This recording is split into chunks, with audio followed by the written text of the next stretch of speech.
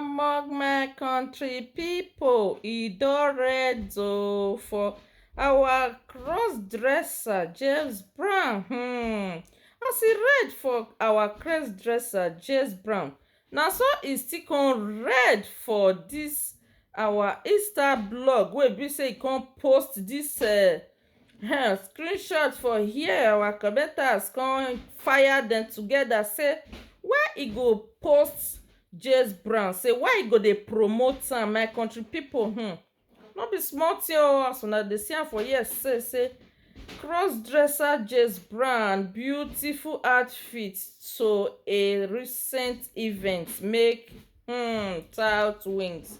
My pipo, na just our commenters na dem come fire Star blog o. Star blog don enter one chance for all dis pipo hand o. Cross-dresser James Brown. So now our commenter come start to all should stop promoting dis guy. No be small tin o. All promoting all dis BC by posting dem. Na see am. See as e wrap Gbola like wrapping paper. No be small o. Dem don finish James Brown, my pipo. No be small tin our boy get. Make tongue wrap Gbola. Person wey dress like elegere alegrigbe. My pipo, if una call dis comment section, una go laugh tire. What is the meaning of dis rubbish? He say why Star blog go come post James Brown, my country pipo. E don red o. Dis country wahala just too much. Stop shaking my hand, please.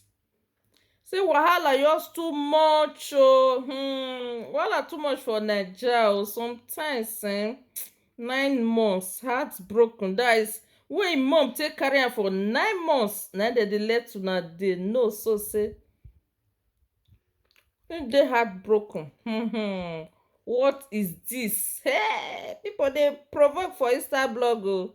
Dis guy don dey met. They don dey colomate abi James really need treatment.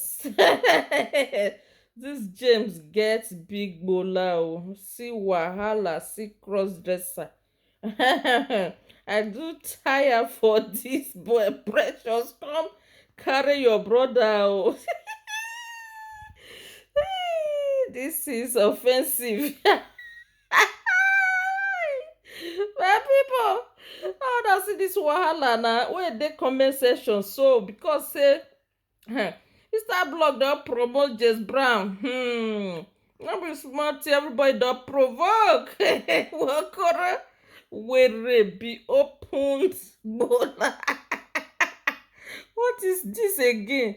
Hey, I'm speechless about dis beautiful dress. Like I do not even know what to say. My pipo, I just say make we laugh small. I say make we laugh small, my country pipo. Anyhow una see dis video, make una let me know for comment section. Una come laugh with me o. No be small tin. I love you all my viewers, all my returning subscriber. God bless each and every one of you for your massive support.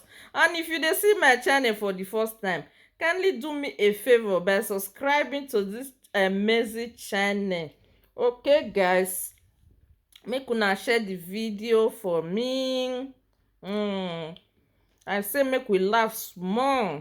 See you guys on my next video. Bye. Make una come see the dressing in case una will never see am.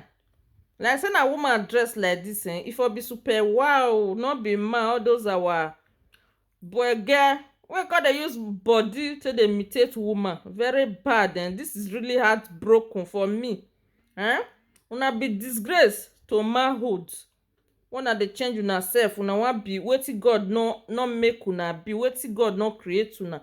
God create una as a man, make una marry woman, make una pregnant am, make una produce children, no be all those rubbish wey una dey do so. You don make me provoke now. You see your life, James Brown, you see your life. Abeg make I comot for here.